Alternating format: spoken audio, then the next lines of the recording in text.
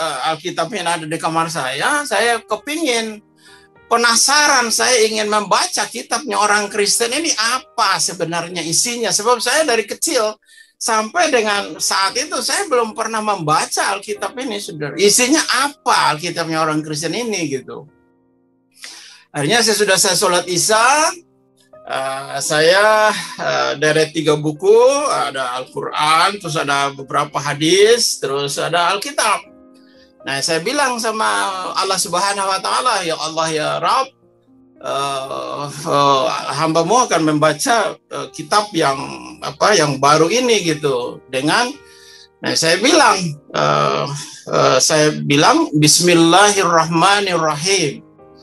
Nah, begitu saya baca kalimat Bismillah itu, memang saudara bahwa saya lihat di dalam yang pertama saya ketemukan, begitu saya baca kalimat itu, saya buka, ketemu dengan paling pertama dari lembar ini tuh ada kalimat Kejadian, huruf besar sekali, Kejadian. Begitu saya baca kitab Kejadian, begitu kagetnya saya, Kejadian, saya bilang ini akhirnya Kejadian. Mestinya kan kitab itu kan kitab pertama apa gitu, kitab kedua apa, diturunkan di mana, wahyunya kepada siapa, kan gitu menurut Al-Quran. Tapi ini aku ada kitab nama judulnya Kejadian. Akhirnya saya bilang dalam hati, saya bilang, loh ini kok kejadian apa ini? Kok ada kitab Kejadian? Nah, saya penasaran membacanya, saudara. Dan pada waktu saya membaca kitab Kejadian pasal pertama ini, saya benar-benar kagum dengan kalimatnya. Kenapa kagum? Karena sesuatu yang belum pernah saya tahu sebelumnya. Di dalam Alkitab ini, kitab Kejadian ini, bahwa Allah menciptakan hari pertama apa, hari kedua apa, hari ketiga apa, hari keempat apa, hari yang kelima apa, itu dijelaskan secara rinci gitu, saudara. Ya, saudara nanti bisa baca di rumah kitab Kejadian itu. Nah, lalu saya bandingkan dengan kitab Al-Quran, kitab saya, bahwa di Al-Quran itu tidak dijelaskan bahwa Allah Subhanahu Wa Taala menciptakan hari pertama apa, hari kedua apa, hari ketiga apa, hari yang keempat apa, hari yang kelima apa, itu tidak ada. Akhirnya saya bilang, kalau begitu ini kitab bagus dong. Kalau saya bilang gitu. Kitab ini bagus. Kenapa? Bagus karena memberi pengetahuan. Nah, lalu saya baca-baca setiap malam, saya baca. Ini lupa sama ngaji, saking enaknya ini baca Alkitab. Ya, puji nama Tuhan. Salam jumpa lagi bersama saya, Sobat Channel Mateus Teva. Apa kabar kalian semua? Harapan saya kiranya kita semua masih dalam perlindungan Tuhan ya. Ya, pada kesempatan yang indah ini kami akan memberikan atau menayangkan sebuah kesaksian dari seorang ustadz di mana ia penasaran dengan kitab orang Kristen, lalu ia mencoba untuk membaca mulai dari Kejadian dan ia mulai membandingkan isi-isi dari Alkitab dengan Al-Quran. Puji Tuhan, akhirnya ia menemukan kebenaran dan kini ia murtad menjadi pengikut Kristus. Nah, penasaran dengan kisah perjalanannya atau kisah di mana ia mengambil keputusan menjadi pengikut Kristus? Mari kita sama-sama tonton kesaksian berikut ini. Terima kasih kepada Tuhan yang telah memberi waktu dan kesempatan untuk menyampaikan firman-Nya, namanya, dan kesaksian malam ini. Dan terima kasih juga untuk channel. Dan Tuhan Yesus memberkati kita semua, dengar sampai dengan selesai program ini. Saudara dikasih oleh Tuhan, nama saya Burhanuddin, itu nama yang diberikan oleh orang tua saya kepada saya, dan Haji Usman itu adalah nama ayahanda saya. Beliau memang tokoh Islam, terus beliau naik haji sebelum saya lahir, kami lahir tahun 42. Nah, terus beliau adalah ayahanda saya adalah salah satu ketua Partai Persatuan Pembangunan, bertemanan dengan Haji Naro dulunya. Haji Naro adalah pimpinan pusat dan ayahanda saya pimpinan kabupaten. Dan terus meninggal dalam usia 107 tahun tanggal 17 Juni tahun 2017. Dimakamkan dengan cara militer, dipimpin oleh perwira di Kabupaten Bima, NTB. Dan saudara yang dikasihi oleh Tuhan, saya tidak pernah bermimpi dan tidak pernah punya cita-cita, keinginan untuk menjadi orang Kristen. Karena bagi saya dan bagi kami orang-orang Islam di seluruh dunia adalah Islam adalah agama yang rahmatan lil alamin. Ngapain jadi Kristen? Nah, itu yang pertama. Yang kedua adalah Al-Quran adalah penutup daripada penyempurna daripada 3 kitab, Taurat, Zabur, Injil. Dan yang ketiga adalah Nabi Muhammad adalah nabi penutup dari segala nabi. Jadi buat apa kami orang-orang Islam menjadi orang-orang Kristen? Karena itu saya pribadi tidak pernah punya keinginan dan rencana untuk menjadi orang Kristen. Tetapi rencana Tuhan itu memang ajaib, saudara. Apa yang tidak pernah dilihat oleh mata, apa yang tidak pernah didengar oleh telinga, dan apa yang tidak pernah timbul dalam hati manusia, itu yang disediakan oleh Tuhan bagi barang siapa yang mengasihi Dia. Dan saudara, tidak ada orang Kristen, tidak ada pendeta, tidak ada penginjil yang melayani saya, yang memberitakan nama Yesus kepada saya. Tetapi pada waktu itu saya masih muda, belum berumah tangga. Saya ada di Jakarta, di kota Jakarta. Dan di kota Jakarta inilah saya diberikan Alkitab, dan itu hanya Alkitab, beliau tidak memberikan kesaksian nama Yesus itu siapa, tidak bersaksi, tidak melayani sesuai dengan apa yang ada padanya, tetapi dia hanya memberikan Alkitab kepada saya. Lalu saya bertanya sama beliau, Bapak bawa Alkitab kok banyak sekali, saya tanya gitu. Lalu itu di atas bus tahun 80-an, saudara. Tahun 81 gitu ya. Saya duduk di atas bus, lalu duduklah juga beliau. Lalu karena dia bawa 2 ikatan, kiri dan kanan, dia ikat dengan tali, terus ada dia bungkus dengan kertas minyak. Dulu yang warna putih ada kertas minyak, pada zaman-zaman Bahela atau zaman-zaman dahulu itu ada kertas minyak yang warna kuning. Lalu saya tanya sama beliau, Bapak bawa agenda kok banyak sekali, saya bilang begitu sama hamba Tuhan ini. Lalu dia jawab saya, ini bukan agenda deh, ini kitab sucinya orang Kristen katanya. Oh, akhirnya saya bilang, oh apakah Bapak orang Kristen? Oh, dia jawab saya bukan orang Kristen katanya.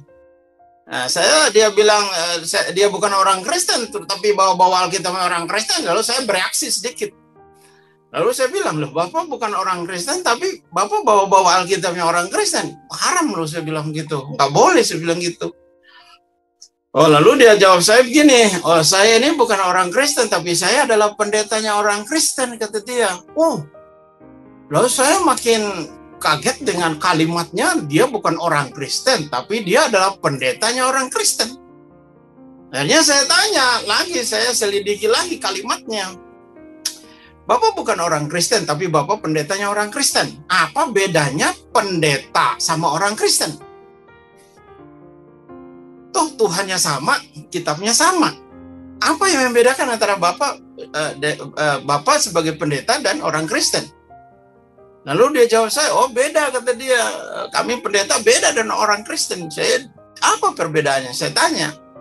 Oh, perbedaannya adalah kami pendeta sudah melakukan firman Tuhan 90%. Itu kata Bapak itu loh. Kami sudah melakukan firman Tuhan 90%, kalau orang Kristen itu baru 25% kata dia melakukan firman Tuhan. Oh, saya kaget juga itu. Lalu akhirnya, adek agama apa? Saya Muslim, saya bilang gitu. Saya langsung bereaksi, lalu dibilang, saya langsung aja bilang, saya Muslim. Oh, kata dia. Oke, karena beliau udah mau turun dari bis itu, akhirnya dia ambil, dia copot dari ikatan itu, dia berikan kepada saya. Dia berikan kepada saya, dia berkata, ini baca, ini pelajari, kalau rasa cocok, imani di dalamnya, dan kalau tidak cocok dengan imanmu, ya jangan dibakar, kata dia. Ya karena diberi, saya terima. Nah, saya pulang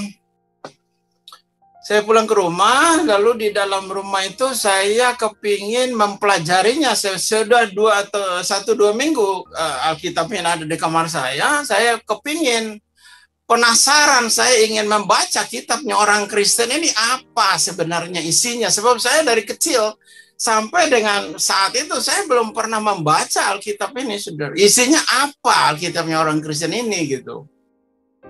Akhirnya saya sholat Isya, saya deret 3 buku, ada Al-Quran, terus ada beberapa hadis, terus ada Alkitab.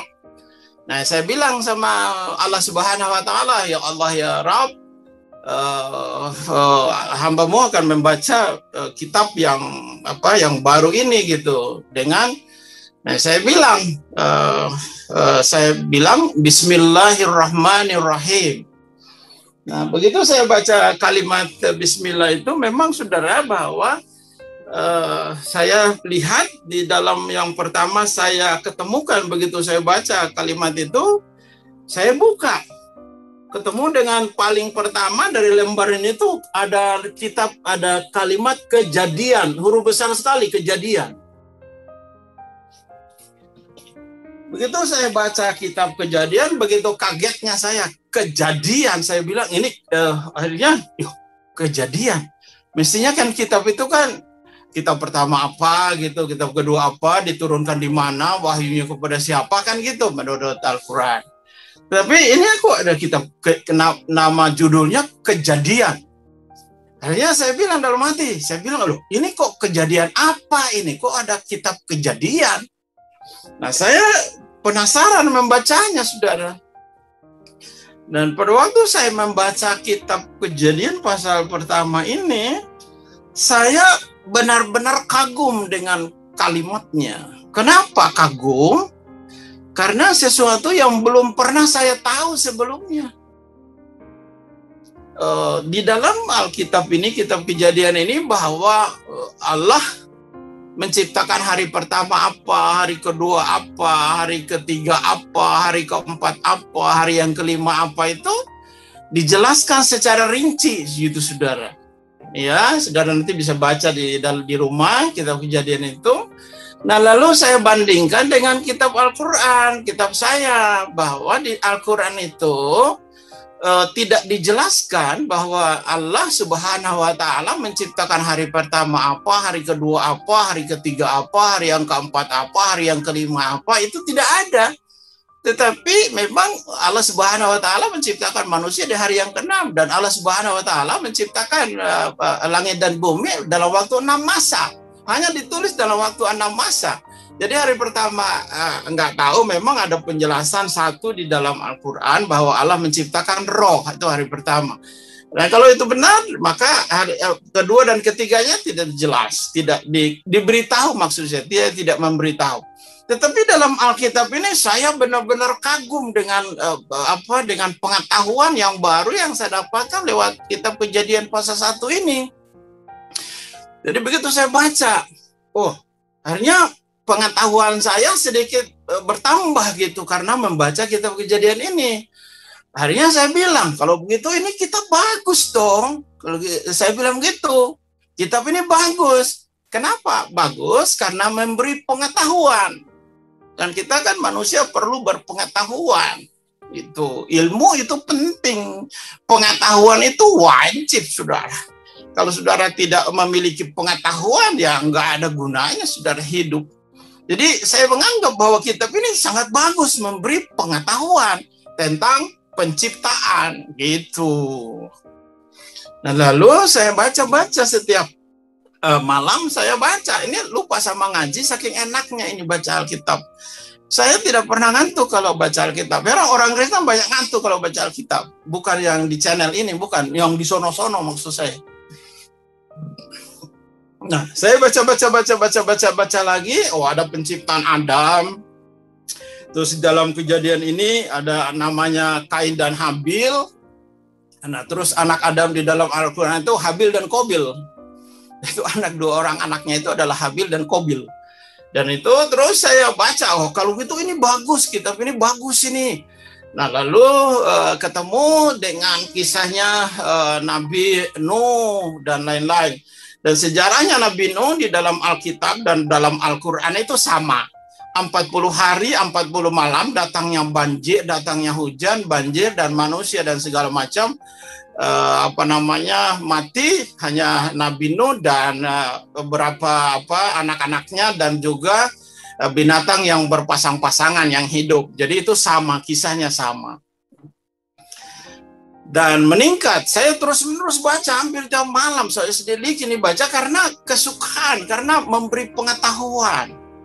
Dan saya sangat sangat antusias, sangat semangat untuk membacanya, sudah.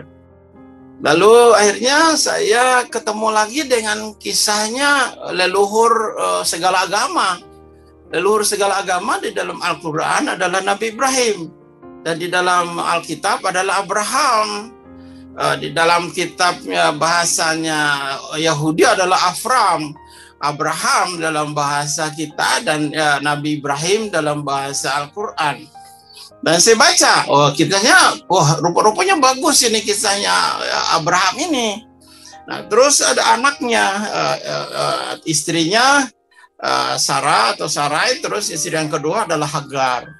Dan lalu dari Hagar ini lahirlah Ismail. Nah, dari Sarah lahirlah Ishak. Dan berjalan dengan waktu Abraham yang saya baca dalam Alkitab ini, beda dengan yang saya dapatkan di dalam Al-Quran. Gitu. Apanya yang beda sejarah Abraham atau Nabi Ibrahim ini? Beda tentang yang dikorbankan. Dan kalau dalam Alkitab, yang baru saya baca ini adalah Abraham mempersembahkan anaknya Ishak dalam Kejadian pasal yang ke-22 ayat 1 dan ayat yang kedua. Ambillah anakmu yang sulung itu yang engkau kasih itu, yaitu Ishak. Itu namanya disebutkan Ishak. Begitu saya baca namanya yang adalah Ishak, saya kaget. Loh, kok lain dengan dengan Al-Quran? Karena di dalam Al-Quran anaknya yang dipersembahkan itu adalah Ismail. Gitu, bukan Ishak. Nah, lalu karena perbedaan itu, lalu saya bertanya, ini dari sinilah dimulainya perjalanan spiritual saya itu. Karena berbeda, akhirnya saya berpikir, pasti ada satu yang benar di antara dua kitab suci ini. Mana yang benar, itu saya selidiki. Karena dua kitab ini membicarakan tentang tokoh yang sama, Abraham dengan anak yang dikorbankan, tetapi beda yang dikorbankan. Kalau sama, mungkin saya tidak begitu tertarik. Tapi karena beda, akhirnya saya tertarik. Ya, karena beda, berarti saya berpikir, ada yang benar. Nah, siapa yang benar yang dikorbankan? Akhirnya saya selidiki. Saya tidak cari pendeta untuk menanyakan kasus ini, atau saya tidak cari orang Kristen. Sebab kalau saya tanya orang Kristen, pendeta pasti membenarkan Alkitab. Nggak mungkin dia membenarkan Al-Quran. Nah, sebaliknya juga saya tidak pergi cari ustadz atau guru ngaji atau kiai atau orang-orang muslim, teman-teman saya untuk menanyakan kasus ini. Sebab kalau saya juga tanya mereka juga pasti membenarkan Al-Quran. Tidak mungkin mereka membenarkan Alkitab. Gitu. Nah, di dalam pandangan saya, dan pemahaman saya, bahwa pada waktu itu Allah Subhanahu wa taala, atau dalam bahasa Indonesia, Tuhan semesta alam, dalam bahasa Ibrani Elohim, Itu dia memberi kita akal budi, memberi manusia ini ciptaannya yang serupa segambar dengan dia itu akal budi untuk berpikir dan hati untuk menimbang gitu. Tuhan tidak berbicara kepada pikiran manusia, otak manusia, tetapi Tuhan seringkali berbicara di hati manusia. Hati manusia. Dan di dalam bahasa kalimat Arab itu adalah kolbu. Kolbu. Tempat Tuhan berbicara kepada manusia. Nah, di dalam Alkitab itu adalah Tuhan, saya baca bahwa Tuhan tidak melihat rupa, Tuhan tidak melihat wajah, Tuhan tidak melihat jabatan, Tuhan tidak melihat harta. Tapi yang Tuhan lihat adalah hati, itu kolbu dalam bahasa Arab, bukan liver, itu berbeda, saudara. Nah, lalu dalam pandangan saya bahwa Allah Subhanahu wa Ta'ala, bahwa Tuhan semesta alam itu pasti memberi kita akal budi untuk berpikir dan hati untuk menimbang. Akhirnya saya selidiki, nggak cari orang lain, nggak tanya siapapun, nggak tanya apapun, semua. Saya akhirnya ya sudah berlanjut. Saya lihat lagi, meningkat kepada kasus-kasus nabi-nabi yang lain gitu, saudara. Dan lalu saya semakin hari semakin saya membaca Alkitab ini, semakin hari semakin saya tertarik untuk menyelidiki isinya. Nah, lalu saya lihat lagi kisahnya Nabi Nabi Yakub, ya, baca lagi kisahnya Nabi Yusuf. Nah, terus meningkat kepada kisahnya Nabi Musa yang diberikan 2 lobah itu, dan kisahnya Nabi Musa ini sama juga dengan kisahnya di dalam Al-Quran, kisahnya sama, lalu disebutkan secara rinci di dalam surah 2 Al-Baqarah. Al-Baqarah itu adalah sapi betina, itu sejarah perjalanannya bangsa Israel yang dipimpin oleh Nabi Musa dari Mesir menuju ke tanah perjanjian itu. Yaitu Al-Baqarah atau sapi betina kalau dalam bahasa Indonesianya. Nah, terus saya selidiki, saya masih penasaran dengan kasus yang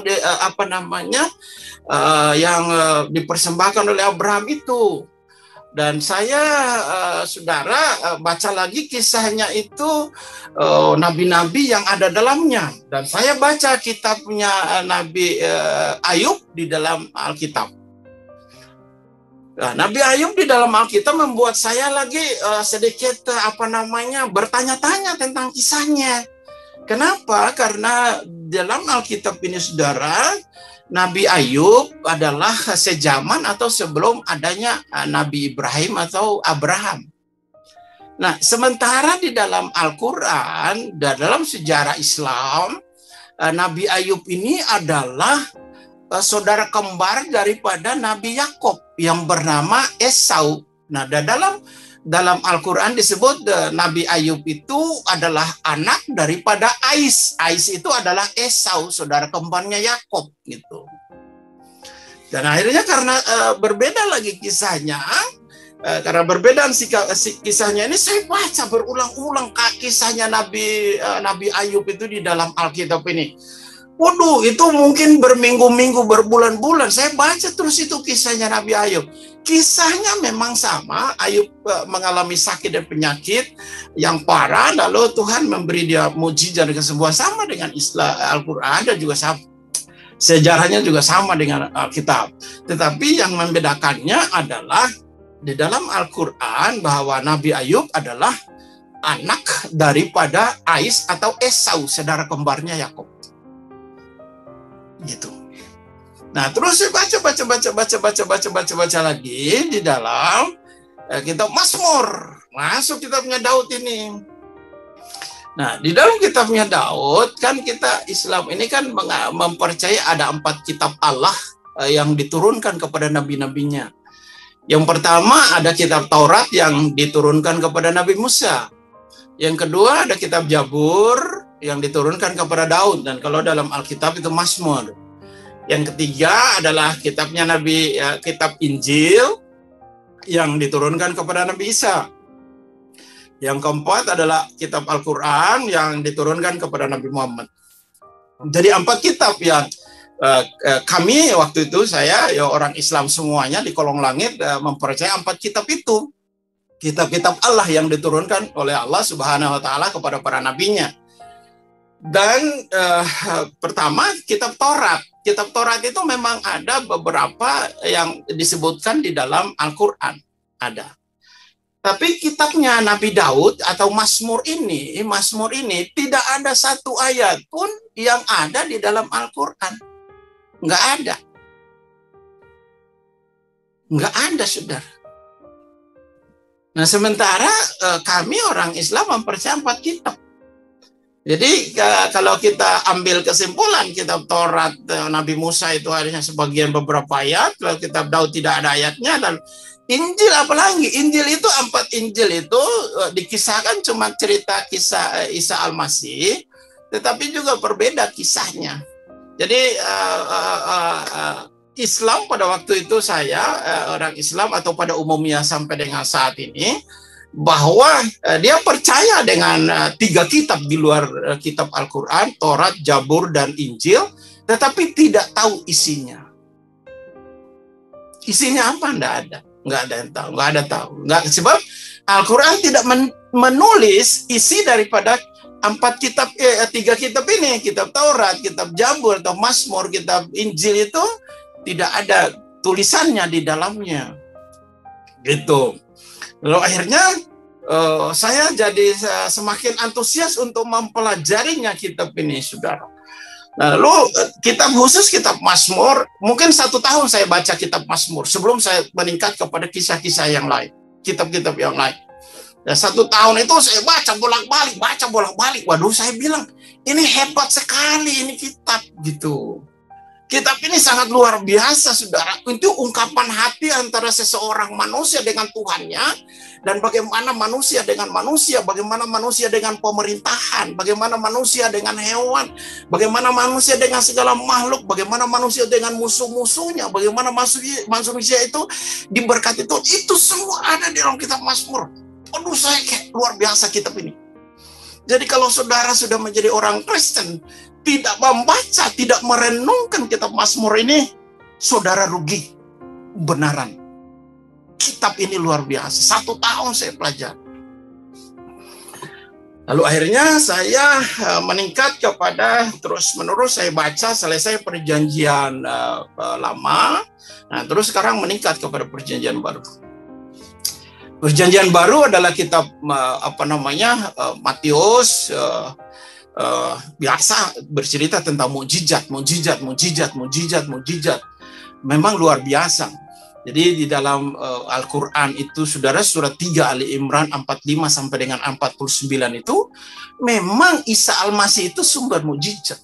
Disebutkan di sana bahwa Isa Al-Masih, anak Maryam itu, atau Yesus Kristus putra Maryam itu, bisa membangkitkan orang mati, bisa mentahirkan orang kusta, bisa mengusir setan, bisa mencelikan mata yang buta, gitu, dan segala macam. Itu sama dengan kisahnya di dalam Alkitab, di dalam Injil. Tetapi saya membaca Injil Matius pasal yang ke-28, ayat yang ke-18 itu sesuatu yang hebat buat saya pada waktu itu, dan sampai dengan saat ini sesuatu yang hebat. Kenapa hebat? Saya membaca di situ dalam Matius pasal 28 ayat yang ke-18 itu, Yesus berkata sebelum menjelang beliau naik ke sorga, sesudah kebangkitannya dari antara orang mati, beliau berkata, kepadaku telah diberikan segala kuasa di sorga dan di bumi. Kepadaku. Nah, ini ada ayat yang ada di yang di monitor saya ini. Yesus mendekati mereka dan berkata, kepadaku telah diberikan segala kuasa di sorga dan di bumi. Nah, itu perkataan ini, saudara, perkataan daripada Yesus Kristus dalam Matius pasal yang ke-28 ayat yang ke-18 ini. Itu kalau saya bisa bisa mengambil dari kitab Al-Qur'an, suratnya yang ketiga ayat yang ke-49 itu, Allah Subhanahu wa taala berkata kepada Nabi Muhammad, Isa bin Maryam wajiham fid dunya wal akhirah. Jadi cocok ini dengan kitab Matius pasal 28 ayat 18. Apa artinya? Isa ibnu Maryam wajiham fid dunya wal akhirat. Allah Subhanahu wa taala berfirman, menyampaikan pesan lewat malaikat Jibril kepada Nabi Muhammad, katakanlah bahwa Isa putra Maryam dialah yang terkemuka di dunia dan di akhirat. Ini Allah Subhanahu wa taala ngomong lewat malaikat Jibril untuk disampaikan kepada Nabi Muhammad. Katakanlah bahwa sesungguhnya, kata Allah Subhanahu wa taala, sesungguhnya Isa putra Maryam dialah orang yang terkemuka di dunia dan di akhirat. Tadi Matius pasal 28 ayat 18, Yesus berkata, kepadaku telah diberikan segala kuasa di sorga dan di bumi. Sama itu. Sama. Allah Subhanahu wa taala melalui malaikat Jibril kepada Nabi Muhammad menyampaikan bahwa Isa putra Maryam dialah yang terkemuka di dunia dan di akhirat. Yesus sendiri berkata, kepadaku telah diberikan segala kuasa di sorga dan di bumi. Wih, mantap. Saya menemukan kalimat itu, saya sambung dengan Al-Quran. Ini sebenarnya ini nih. Akhirnya saya baca-baca kembali, saudara, di dalam Markus biasa, Lukas biasa, dan Yohanes juga biasa. Nah, tetapi kitab Injil Yohanes itu memberi anugerah yang sungguh luar biasa bagi saya pada waktu itu sampai sekarang, bahkan selama saya meninggal, sampai saya hidup di bumi, sampai saya meninggal, dan itu ayat pegangan. Apa bunyinya? Yohanes pasal 1. Saya baca kitab Yohanes pasal 1. Pada mulanya adalah firman, firman itu bersama-sama dengan Allah, dan firman itu adalah Allah. Ayat 14 berkata, firman itu telah menjadi manusia dan diam di antara kita. Bahasa Arabnya adalah kun fayakun. Jadilah dia menjadi manusia. Saudara, kalau saudara baca kalimat-kalimat ini, aduh, itu rugi kalau saudara tidak menjadi orang Kristen. Rugi, sangat rugi. Bayangkan aja tuh, coba baca. Saya lihat dari ayat yang pertama dulu. Ayat pertama apa dikatakan di situ? Dia berkata, perhatikan sudah. Pada mulanya adalah firman, titik koma. Firman itu bersama-sama dengan Allah. Dan firman itu adalah Allah. Ayat 2. Ia pada mula-mulanya bersama-sama dengan Allah. Ayat yang ketiga. Apa ayat yang ketiga? Segala sesuatu dijadikan oleh dia. Tanpa dia tidak ada satupun yang telah jadi dari segala yang telah dijadikan. Ayat 14-nya kita lompat. Apa ayat 14-nya? Firman itu telah menjadi manusia. Firman itu telah menjadi manusia. Saudara, manusia siapa yang firman yang menjadi manusia itu?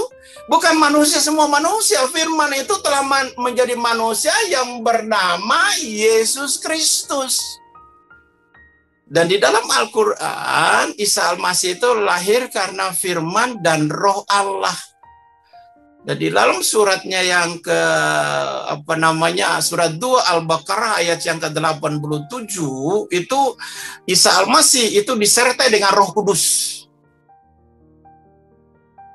Isa kalimatuhu wa rohulluhu. Jadi Isa itu adalah firman Allah dan kalimat Allah. Jadi di sana dikatakan ayat yang ke-14 itu firman itu telah menjadi manusia. Kalimat Arabnya adalah kun fayakun. Jadi dia menjadi manusia. Luar biasa. Saya meningkat kepada iman, harapan dan iman saya terus menerus membaca. Lembar demi lembar saya baca.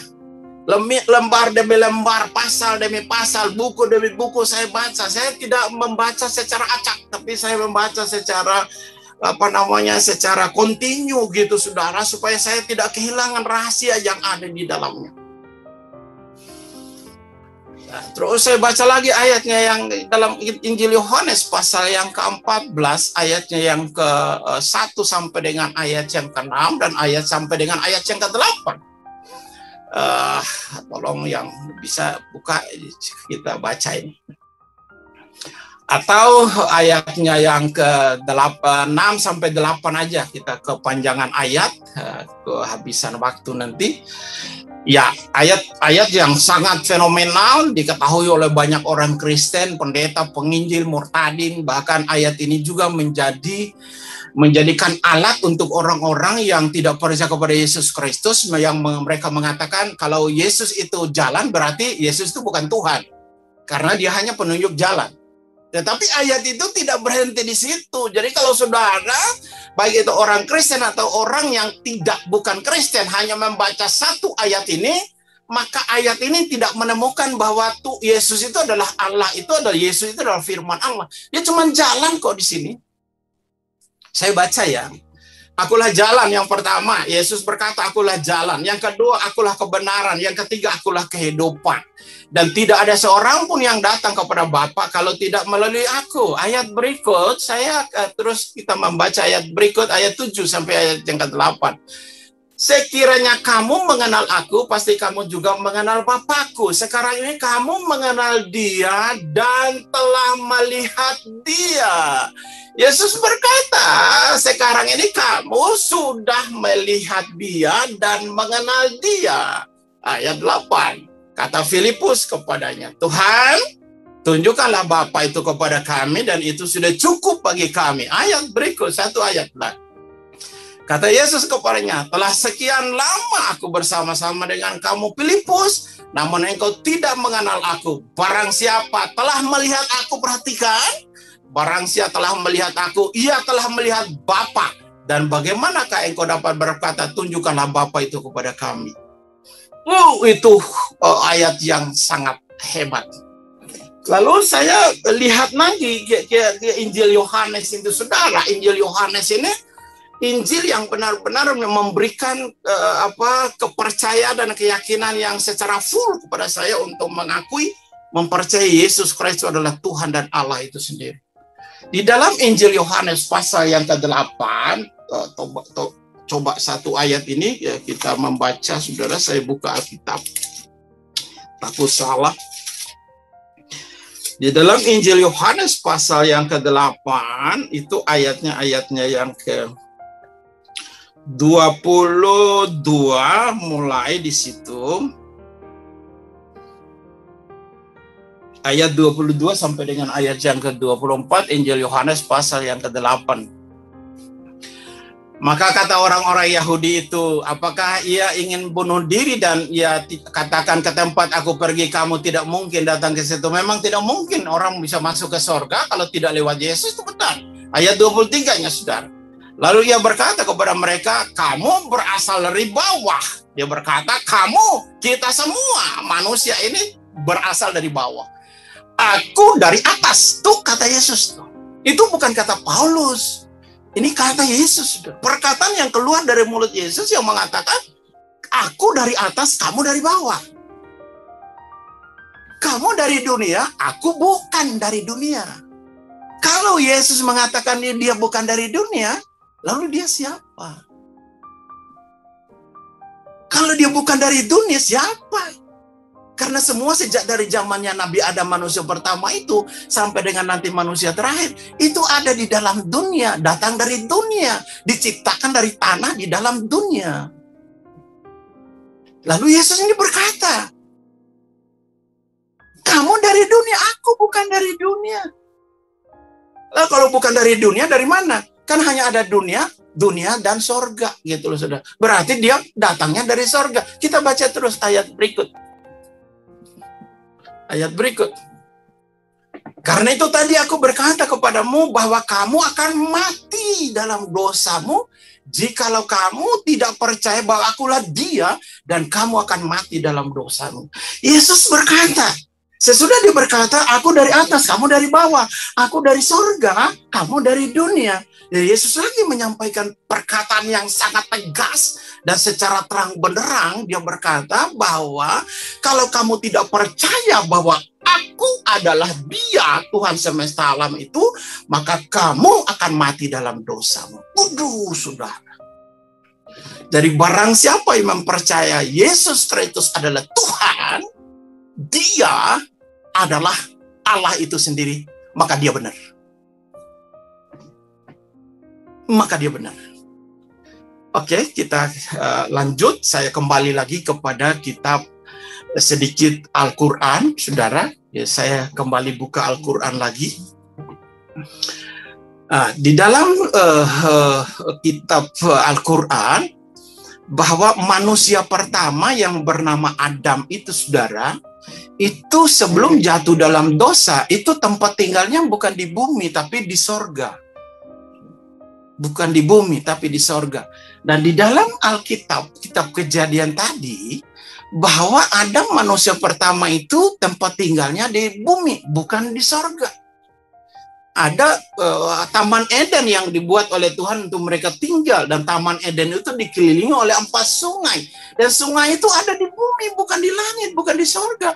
Ada sungai Tigris, ada sungai Efrat, ada sungai Gihon, ada sungai apalagi Pison. Itu ada 4 sungai yang ada di dalam yang mengelilingi Taman Eden. Jadi memang dari awalnya, saudara, bahwa dua kitab ini memang sudah berbeda. Tentang penempatan manusia pertama Nabi Adam sebelum jatuh dalam dosa, Al-Quran mengatakan bahwa dia ada di sorga, di langit. Dan sementara di dalam Bible bahwa manusia pertama sebelum jatuh dalam dosa ada di Taman Eden. Dan sesudah dia jatuh dalam dosa, dia diusir keluar dari Taman Eden itu. Dan dalam Islam bahwa sesudah Nabi Adam itu makan buah itu, lalu diturunkan dari sorga ke bumi. Jadi memang sudah berbeda. Karena perbedaan itu, maka saya yang namanya Burhanuddin Haji Usman mengambil keputusan untuk mempercayai Alkitab sebagai kebenaran yang hak, yang mutlak, yang tidak bisa dibantah. Itu menurut pandangan saya. Saya tidak mengatakan bahwa Al-Quran tidak benar. Enggak, bukan. Tetapi saya mengambil sebuah kesimpulan untuk diri saya. Dan juga untuk pelayanan saya. Bahwa sejarah manusia pertama Nabi Adam, saya mengambilnya dari Alkitab. Dan itu sejarah yang hak, yang benar, dan yang tidak bisa dibantah. Lanjut. Kita lanjut. Nah, saya menyelidiki terus terus menerus. Lalu saya baca lagi kitab para rasul. Kitab para rasul pasalnya yang ke-4 ayat yang ke-12. Sebab di bawah kolong langit tidak ada nama lain yang diberikan kepada manusia yang olehnya bisa selamat, kecuali nama Yesus. Ayat yang membuat saya bertobat adalah kitab Roma pasal 14 ayat yang ke-8 dan ayat yang ke-9. Itu ayat yang membuat saya bertobat. Apa bunyinya ayat itu? Paulus berkata bahwa sebab jika kita hidup untuk Tuhan. Jika kita mati, kita jaga mati untuk Tuhan.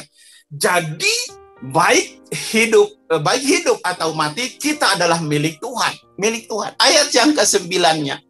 Ini luar biasa. Luar biasa ini ayat. Coba saudara baca. Nanti saudara baca di kitab suci, saudara, di Alkitab saudara baca, renungkan. Nah, 9 dia berkata begini, sebab untuk itulah Kristus telah mati dan hidup kembali, supaya ia menjadi Tuhan, baik atas orang-orang mati maupun atas orang-orang hidup. Begitu saya baca ayat ini, saya bilang begini dengan hati saya. Waktu itu belum jadi Kristen, masih Muslim, saya masih sholat. Saya mengambil keputusan dengan ayat ini. Saya berkata, rupa-rupanya Yesus itu bukan saja Tuhan yang orang hidup dan orang mati. Bukan saja Tuhan yang orang Kristen dan Katolik. Bukan Tuhan mereka. Tetapi Yesus itu adalah Tuhannya orang hidup dan orang mati. Begitu saya membaca kitab ini, saya mengambil keputusan.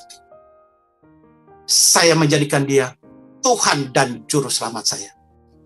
Untuk apa? Kalau saya udah mati baru percaya Yesus adalah Tuhan, yang nggak ada gunanya. Di dalam hidup sekarang kita mengambil keputusan untuk menjadikan dia Tuhan dan Juru Selamat. Toh dia tetap menjadi Tuhan atas orang hidup dan orang mati. Jadi saudara mau hidup, Yesus adalah Tuhan. Saudara pun mati, Yesus tetap Tuhan. Nggak usah dibantah, itu kitab suci. Itu anak kitab, itu firman Tuhan. Saudara mau bantah bagaimana? Makanya Yesus bilang, nggak ada seorang pun yang sampai ke surga kecuali lewat gua, kata Tuhan Yesus. Itu hebat. Makanya nabi-nabi, semua nabi-nabi itu kuburnya ada di bumi, saudara. Kuburnya semua ada. Nabi Muhammad masih ada di Madinah kuburnya. Yesus nggak ada kuburnya, kosong kuburnya. Kosong sudah. Yesus sudah naik ke surga. Sudah ada di sorga, dan dia akan datang kembali. Itu hebat. Akhirnya dengan penjelasan ini, saya waktu itu mengambil langsung cari pendeta, cari orang Kristen, minta dibaptis. Saya sudah menemukan Tuhan yang benar-benar Tuhan dalam hidup saya, yang akan menuntun hidup saya, akan memimpin hidup saya, dan menyertai hidup saya. Dan dialah hidup saya. Dialah Tuhan bagi saya. Dialah Juru Selamat saya. Dan saya adalah anaknya. Saya adalah biji matanya. Saya adalah kekasihnya. Saya cari pendeta. Saya cari pendeta, tidak ketemu. Karena saya nggak pernah gaul dengan pendeta dan orang Kristen. Karena mereka suka makan babi, haram. Saya tidak makan babi. Itu dulu, tapi sekarang babi halal. Enak juga, saudara. Enak. Lalu saya ketemu dengan seorang ibu, namanya Ibu Christine Upesi. Bu Christine Upesi ini adalah ibu-ibu orang Ambon, bergereja di jalan di daerah Jalan Kramat Raya, Jakarta Pusat. Itu ada gereja GPDI dipimpin oleh Om Hani Mandey atau Bapak Pendeta Hani Mandey Senior dari segala pendeta. Dan pada waktu itu saya tidak masuk ke dalam gereja, saya di luar, di seberang jalan, saudara. Karena jalan itu dari Senen menuju ke Kramat, ada gereja itu dari sebelah kiri dan saya di sebelah kanan, jauh nyebrang jalan. Saya akhirnya kira-kira jam 7:30 atau jam 7 malam gitu, keluarlah Ibu Christine ini menyeberang jalan. Lalu saya bilang sama Ibu Christine, Ibu Christine, Ibu, Ibu pendeta atau orang Kristen ya? Oh, saya jemaat biasa, kata dia. Emang kenapa? Oh, jemaat biasa ya? Oke. Tolong cariin pendeta, saya tanggal 25 Desember ini saya ingin ke gereja, saya bilang. Oh, dia jawab saya, kamu siapa, kata dia.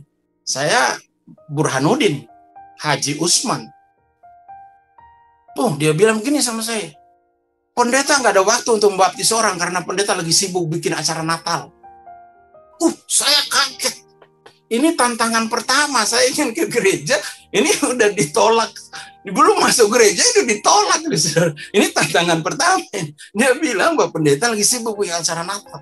Saya tidak putus asa. Saya bilang sama ibu itu, kalau begitu nggak usah cari pendeta. Kolam mandinya ibu aja itu mandiin saya aja di situ. Sebab begini, saudara, kenapa saya minta mandi? Karena saya berpikir begini, orang Kristen masuk gereja itu harus dibaptis dulu. Kenapa? Karena orang Islam itu kalau masuk ke masjid harus ambil air wudhu gitu. Ambil air wudhu dulu supaya dia layak untuk masuk, menginjakan kakinya di masjid. Saya pikir sama dengan itu gitu. Saya harus baptis dulu. Lalu Ibu Christine bilang sama saya, itu baptisan itu adalah sakramen, kata dia. Itu tidak sembarangan untuk dilakukan. Akhirnya saya bilang, saya nggak ngerti sakramen. Saya bilang gitu, saya mau ke gereja, saya mau dibaptis. Gitu, saya bilang gitu sama ibu itu. Akhirnya saya bilang begini, cari pendeta. Saya mati sebelum tanggal 25 Desember. Dosa saya ibu tanggung jawab. Saya bilang gitu sama ibu. Akhirnya dicariin pendeta. Ketemu dengan pendeta Murtadin juga, sudah almarhum kira-kira 8 tahun yang lalu. Namanya pendeta Akmasani, orang Padang. Dan saya dilayani dari jam 6 pagi sampai dengan jam 9. Dan dari jam 9 itu saya dibawa ke Ancol dan saya baptis. Dan saya lahir baru. Saya aktif di gereja GBI Mawar Saron Jakarta. Dan saya diangkat jadi pendeta. Terus saya menjadi tugas di ladang misi sampai dengan saat ini. Kembali kepada intinya tadi. Intinya Abraham tadi. Kembali kepada inti. Sebelum saya ini kembali kepada inti yang Abraham tadi. Lalu siapakah yang dipersembahkan oleh Abraham itu? Nah, saudara bisa googling di internet malam ini atau besok, cari informasi di internet. Saudara ketik begini. Ketik Imam Masjidil Al-Aqsa. Bukan Al-Aqsa, Istiqlal. Profesor Nazaruddin Umar, Imam Masjid Istiqlal, yang menyampaikan bahwa anaknya yang dikorbankan Abraham itu adalah tidak secara letterlek ditulis dalam Al-Quran adalah Ismail. Kata beliau demikian. Saudara nanti dicek supaya saya tidak berdusta dan mencemarkan nama beliau, karena beliau bagaimanapun adalah imam besar Masjidil Istiqlal Jakarta. Dan itu beliau bilang bahwa memang tidak ada penjelasan secara terang benderang bahwa Nabi Ibrahim mempersembahkan anaknya Ismail di dalam Al-Quran. Nah, itu yang pertama. Coba saudara cek. Nah, di dalam link itu saudara ketik itu tadi, siapa sebenarnya Abraham mempersembahkan anaknya siapa.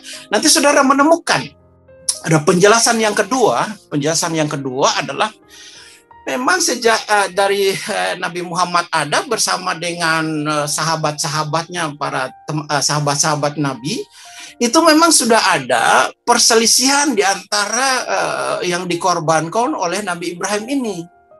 Ada satu kelompok sahabatnya yang mengatakan bahwa yang dipersembahkan yang dikorbankan oleh Nabi Ibrahim adalah Ismail. Ada satu kelompok sahabatnya lagi yang mengatakan bahwa bukan Ismail yang dikorbankan, tetapi adalah Ishak. Dan kelompok yang mengatakan bahwa yang dikorbankan oleh Nabi Ibrahim adalah Ishak adalah orang paling dekat dengan Nabi Muhammad. Siapa orang paling dekat? Dan itu panglima perangnya Nabi Muhammad.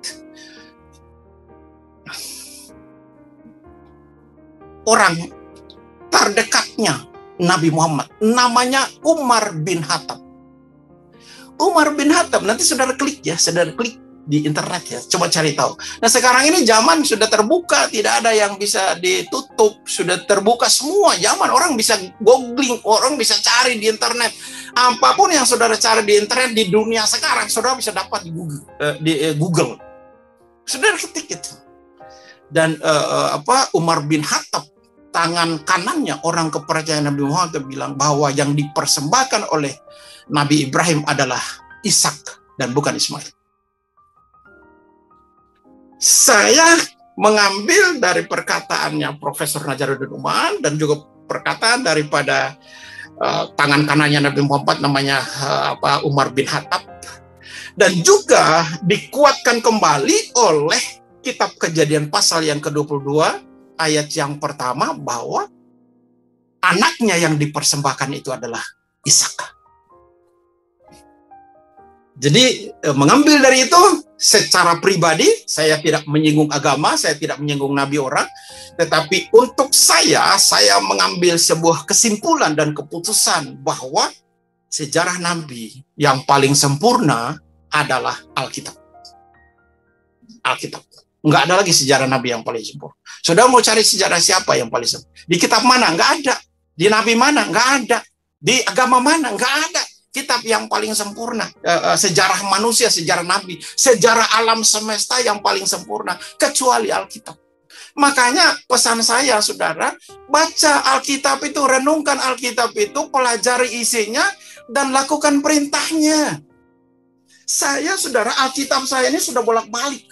Sudah bolak-balik. Alkitab saya ini sudah tidak berbentuk, saudara. Alkitab ini sudah kacau balau satu dengan yang lain. Udah nggak ada isinya, saudara.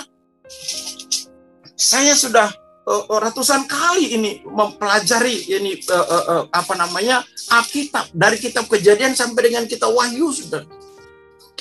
Bahkan saya hafal dan belum tuh kitab saya tuh. Kitab saya itu sudah seperti ini.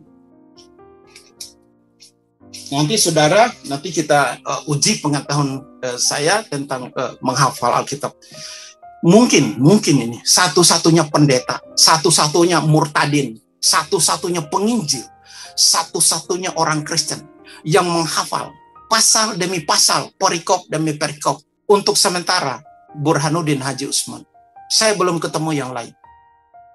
Saya suka, saya senang mempelajari, membaca kitab itu. Nah, pelayanan demi pelayanan, satu waktu gini. Itu tadi kesaksian tentang perubahan iman, dan sekarang tentang kesaksian pelayanan. Satu waktu kira-kira tahun 2000 atau 2000-an, saya diundang ke kota Melbourne di Australia. Yang mengundang adalah Pak Obed atau Ibu Rahel di GBI-nya Pak Niko, ya saudara, di Jakarta.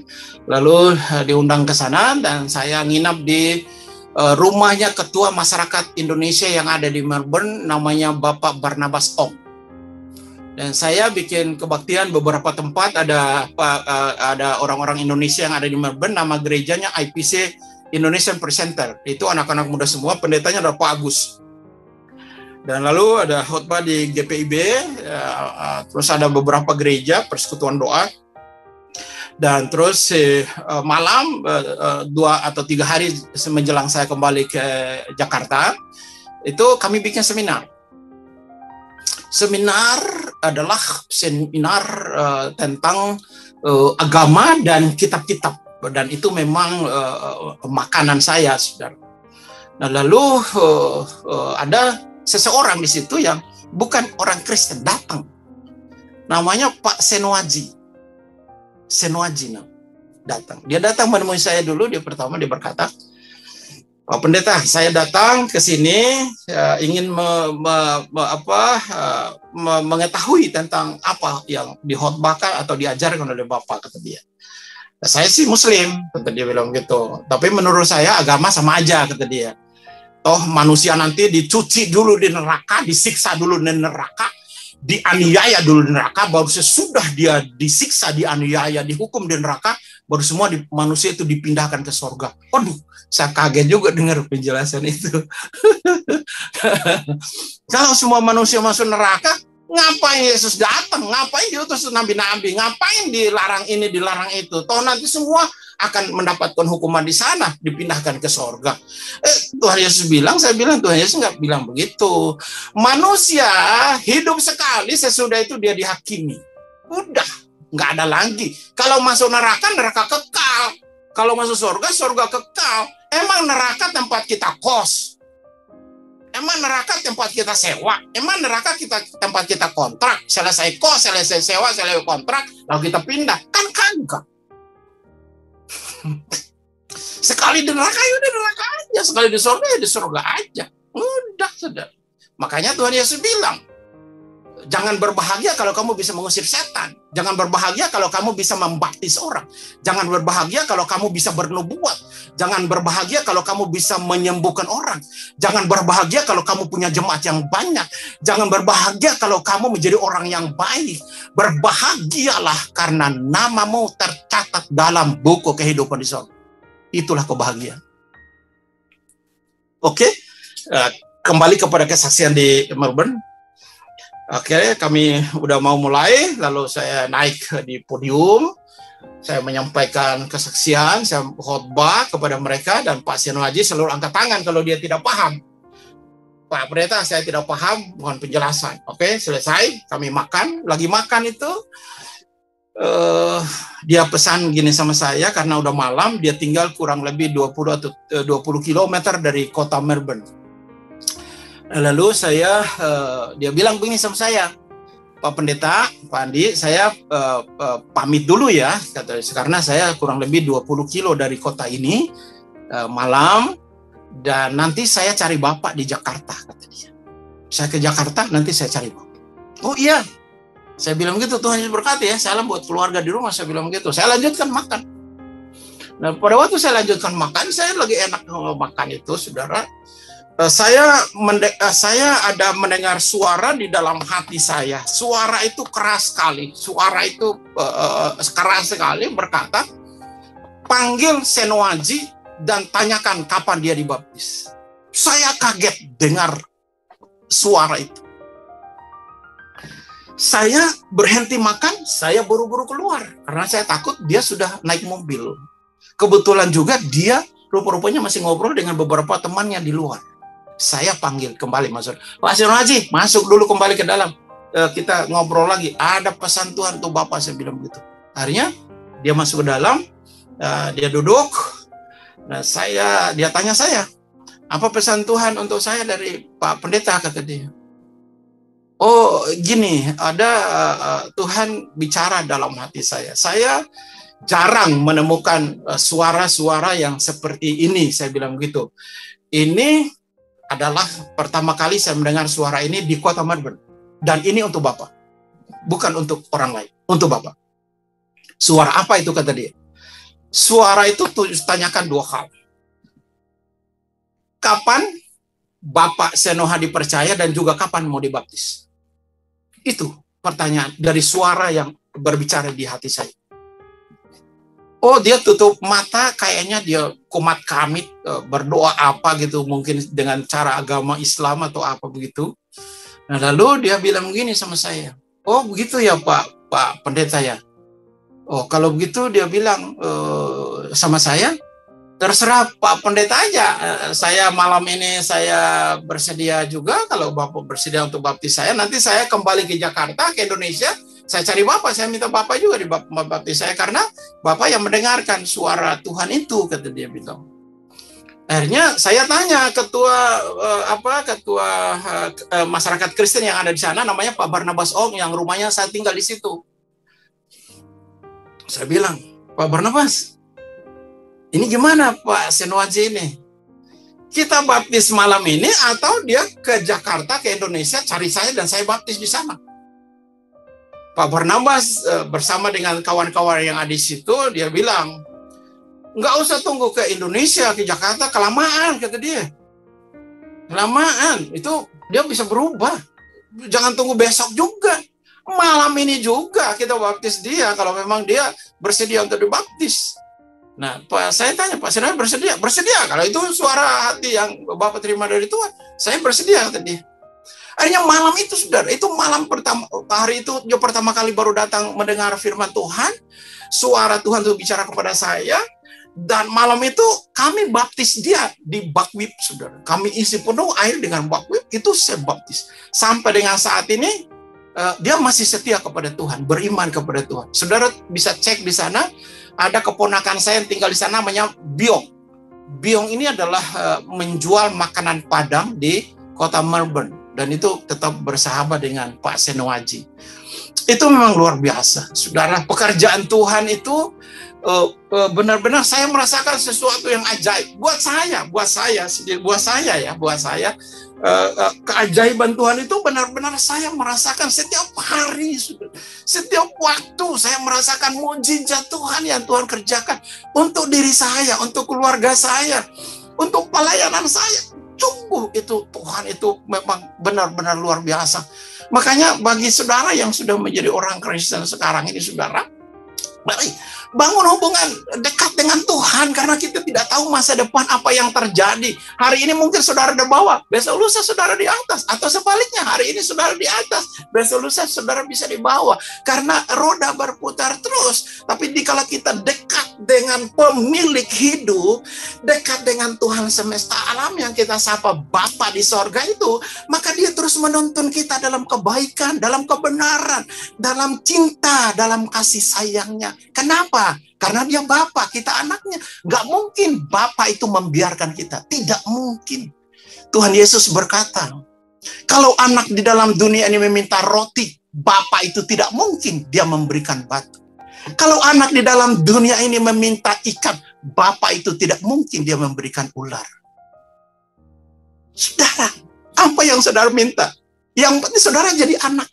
Anak ada yang dekat, ada yang melekat, ada yang jauh, ada yang sangat jauh dengan bapaknya. Nah, saudara di posisi yang mana?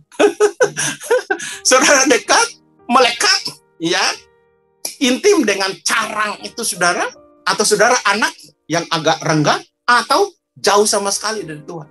Saya berharap saudara yang menonton channel ini bangun hubungan baik dengan Tuhan.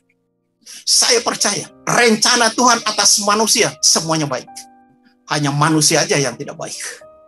Meskipun kita dianggap orang adalah saya mungkin, kami murtadin, atau kita orang Kristen dianggap oleh orang bahwa kita orang kafir. Enggak jadi masalah. Enggak jadi urusan, saudara. Enggak apa-apa. Yang penting Tuhan semesta alam yang kita sapa Bapa di sorga itu tidak menganggap kita kafir. Bahwa kita anaknya. Enggak apa-apa. Iman kita tidak ditentukan oleh perkataan yang mereka lontarkan kepada kita. Iman kita tidak ditentukan dengan mereka berkata, kamu kafir. No. Iman kita tidak ditentukan oleh perkataan orang. Kamu baik? No. Kamu selamat? No. Kita selamat, kita baik, kita diberkati karena Tuhan. Jerih lelah manusia tidak ada gunanya kecuali kita membangun hubungan baik dengan Tuhan. Itu, saudara. Masih ada kesaksian satu lagi sebelum saya tutup. Juga menjelang waktunya. Oke, baru 1 jam 5 menit. Satu lagi kesaksian. Saya melayani seorang ibu. Ibu ini juga Muslim di kota Jakarta. Ibu ini sakit sakit lupus, saudara. 6 tahun atau 5-6 tahun tidak bisa mandi, tidak bisa kena air. Sakit. Lalu ada Ibu Hani, ada seorang guru di SMA Samaria, bukan SMA, SD Samaria di di Tanjung Duren sana di Jakarta Barat. Dan ibu ini punya murid adalah mamanya murid ini namanya Ibu Juana. Nah, Ibu Juana ini sakit lupus. Nah, suami dari Ibu Juana ini adalah orang Chinese Medan, namanya Bapak Yusuf Sungjadi. Ibu Hani sebagai guru daripada Ibu Juana ini cerita kepada saya, Pak Andi bisa datang ke Tomang nggak, ke Topas nggak, untuk melayani. Ada mama daripada murid saya kena lupus sudah 5-6 tahun ini, gitu. Dia tidak bisa mandi dan tangannya itu sudah kaku karena lupus gitu. Jadi saya datang, saya minta lama, saya datang ke Tomang. Datang, saya layani, saya beritakan tentang Yesus Kristus adalah Tuhan. Nah, saya beritakan tentang mukjizat-mukjizat, saya beritakan tentang Tuhan itu baik, Tuhan tidak pernah memberikan penyakit, tetapi kalaupun kita sakit Tuhan menyembuhkan. Nah, saya cerita, akhirnya udah 2 kali seminggu saya datang. 2 kali seminggu saya datang dan sudah 3 bulan saya pelayanan tidak ada perubahan. Dia makan obat kurang lebih 15-16 macam dalam 1 hari gitu, saudara. Lalu saya bilang sama Ibu Juana, saya sudah melayani 3 bulan tapi tidak ada perubahan. Bagaimana kalau ibu saya baptis? Oh, kalau soal baptis jangan tanya saya, tanya suami saya karena saya kan masih Islam, saya tidak paham itu. Tanya aja suami saya, sudah Kristen dari lahir, kata Ibu Juana ini. Lalu akhirnya kapan Bapak pulang? Datangannya besok. Besok pagi-pagi, Bapak jam 10 datang.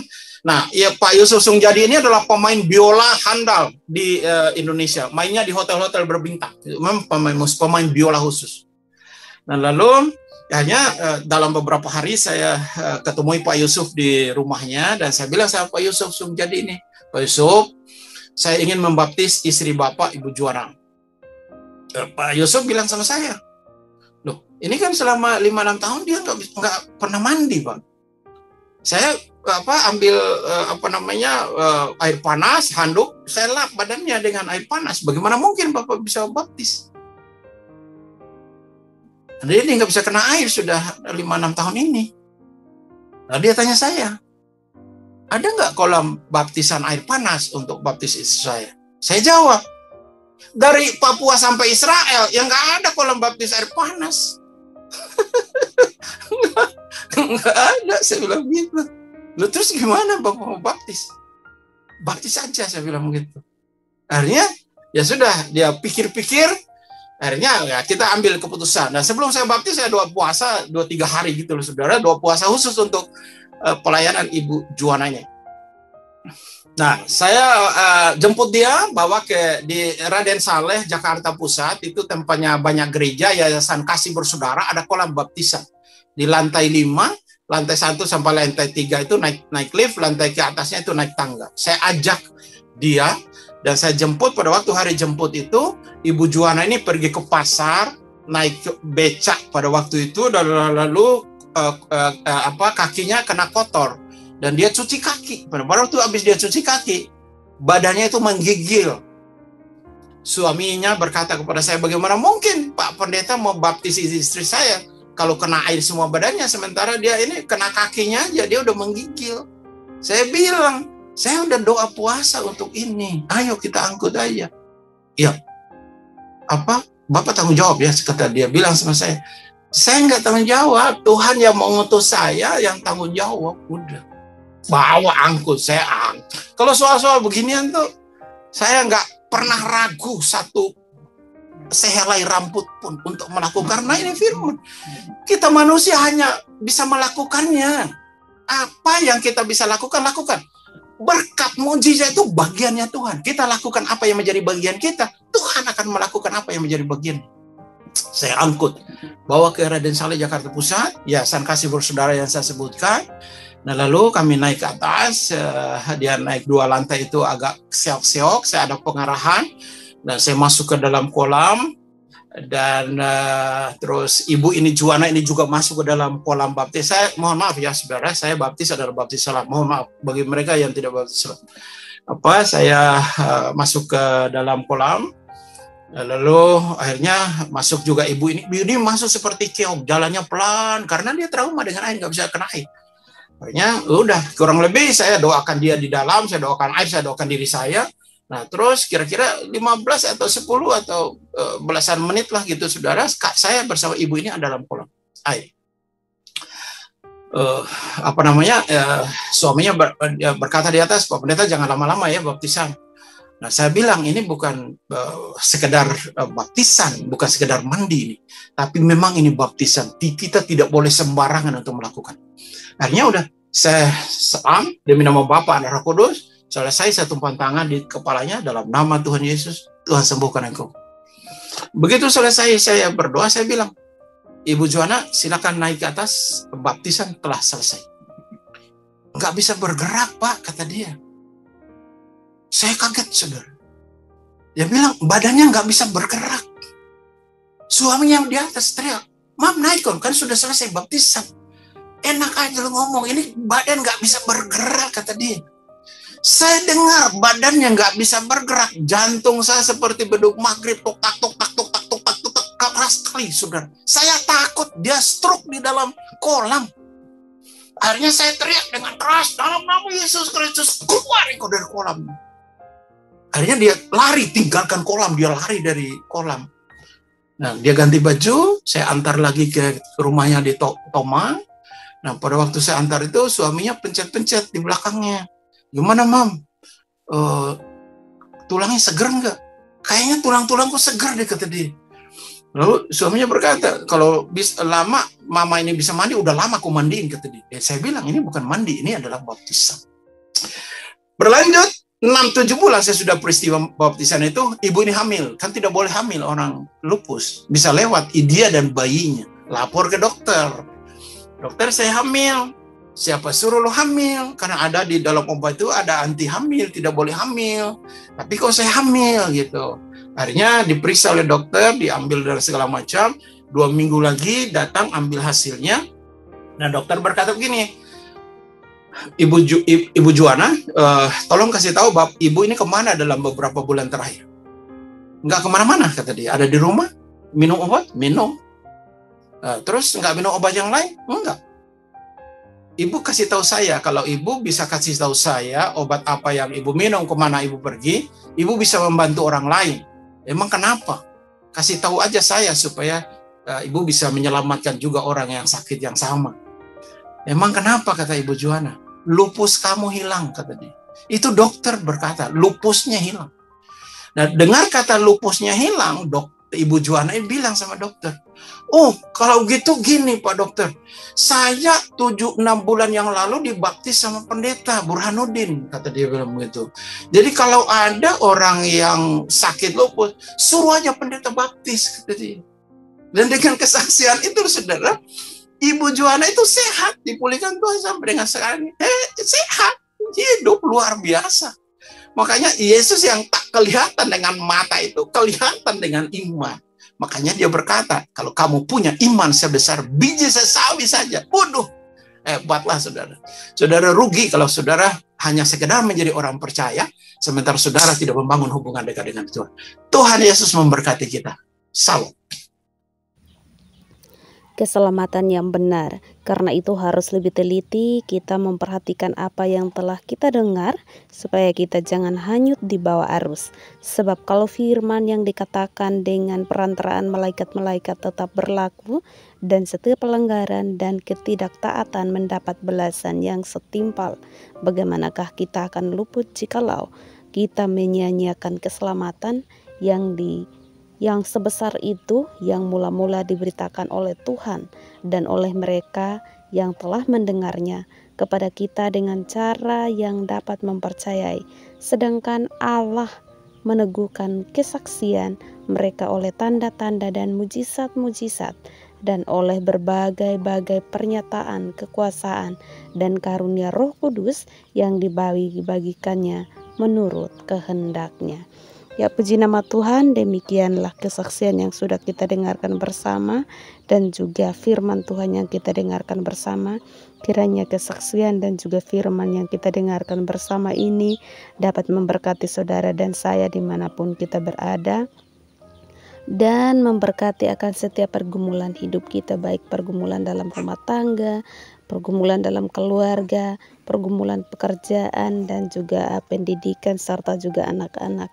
Kiranya Tuhan Yesus terus memberkati, dan terima kasih buat semuanya yang sudah setia dukung dan juga support channel ini. Tuhan Yesus terus memberkati kalian semua. Jangan lupa dukung dan juga support channel ini dengan cara like, komen, dan juga subscribe, serta dibagikan ke grup-grup rohani biar nama Tuhan semakin harum di mana-mana dan jiwa-jiwa diselamatkan oleh Tuhan Yesus. Ya, sekian dan terima kasih. Tuhan Yesus memberkati kita semua. Salam, sampai jumpa.